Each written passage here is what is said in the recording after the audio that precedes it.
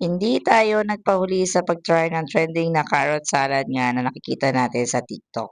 Pero syempre, dinagdagan na natin ito ng pipino para may kakaibang twist na rin at mas refreshing ang lasa.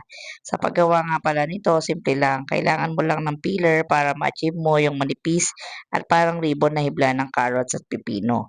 Mas maganda ang texture, mas nakakaganap pang tingnan at siguradong mas masarap kainin.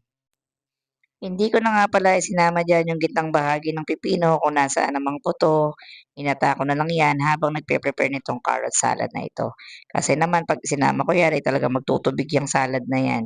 So, ang mga ginamit ko lang naman dito ay calamansi juice bilang alternative nga naman sa lemon dahil wala tayong lemon, asukal bilang kapalit ng honey dahil wala rin tayong honey, konting toyo at olive oil dahil yung olive oil naman ay available sa aking kusina.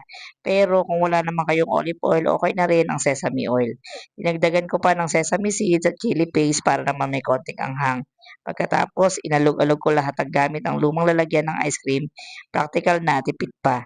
At ayan, may sarili na akong carrot pepino salad. Hindi ko na nga pala yan nilagyan ng garlic at ng onions kasi ayoko talagang lagyan ng mga gano'ng ingredients dahil hindi ko bet yung mga lasa nun. So, baka mag-iba ang lasa at hindi ko magustuhan at hindi ko lang 'to maubos kaya naman hindi ko na lang inilagay. Pero kung kayo bet niyong lagyan ng garlic at gusto niyo rin ng onion, ay lagyan niyo, okey. So, yan ay depende naman sa panlasa natin. At siyempre tinikman ko 'yan agad at sobrang sarap pala niya. Ang lutong ng carrots niya tapos naghalo-halo pa yung asim, tamis, anghang ng sauce. Yung pipino naman sobrang refreshing kapag